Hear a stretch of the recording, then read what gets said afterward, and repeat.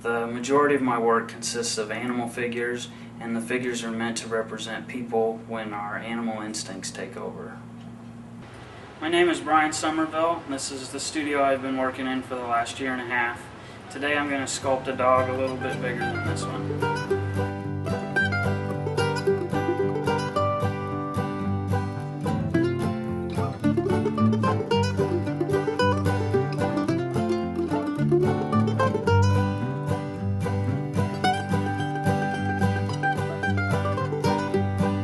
I pick the animals I do based on this kind of situation I'm trying to explain. So I use different species or different animals to replace certain people.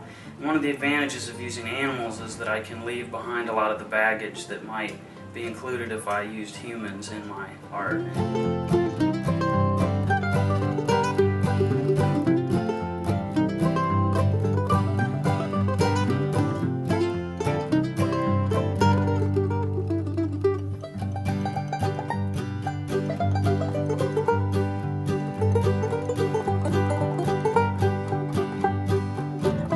I try to use animals that I'm familiar with in some way.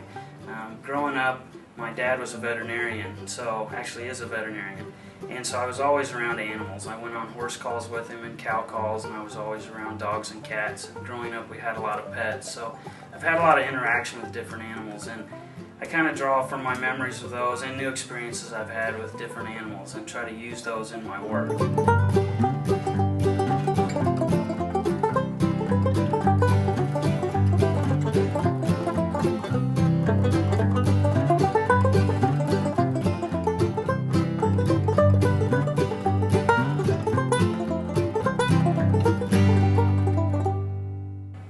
For this exhibition I used 2 monkeys, 5 cats, 5 squirrels, a bulldog, an otter, a raccoon, and a dead fish. Each one kind of puts together its own little installation, and a lot of them are kind of interacting with each other.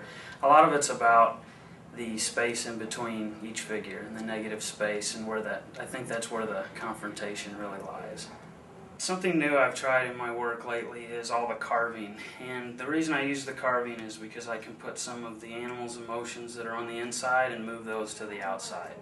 This specific cat is part of a series that I kind of like to call my How I Felt That Day series, because I made all these cats and I come in and however I felt that day determined what kind of carvings each one got. So each cat is a little bit different, each one has a different personality, and each one's worried about different things.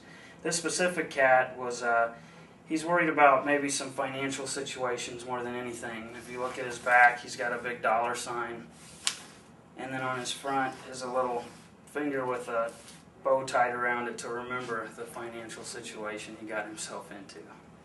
I try to use dogs quite a bit, and they're kind of my fallback animal. If I can't figure out what other kind of animal I can make it the piece out of, I know that people will respond to a dog, and they'll bring a lot of their own interpretations into the piece if it's a dog.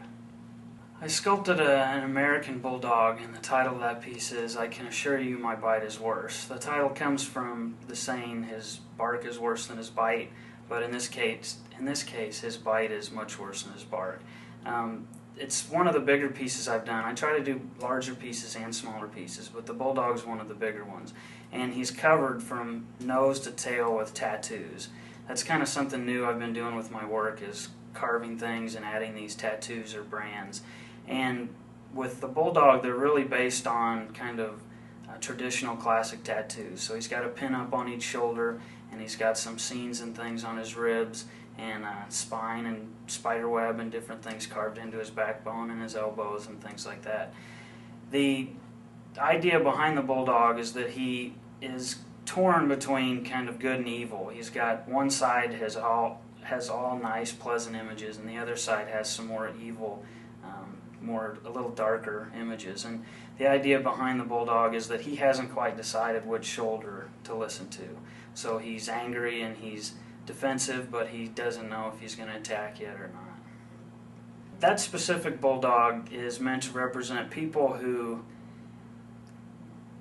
could be very mean but aren't. I think there's a lot of different kinds of people out there. Some people are small and maybe more helpless, but they act tough and act big in front of other people. There's also people who are the nicest people in the world, but if you ever crossed them, they could make you regret it, and that's the kind of people that the bulldog represents. I usually have 1 or 2 monkeys in each show, and those are usually self-portraits. All the other work represent other people, but the monkeys are usually me.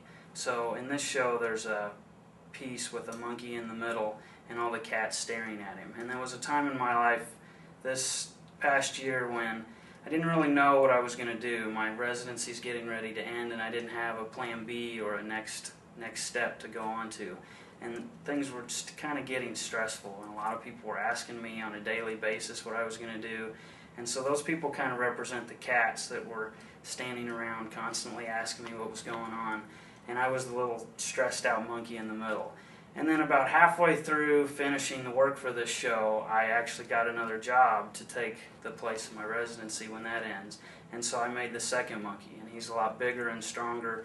And he didn't get the job the normal way people get a job, so instead of going through the door of the cage, he just busted out the back of the cage. So the front of his cage is actually still locked, where the back of his cage is all bent up and melted away.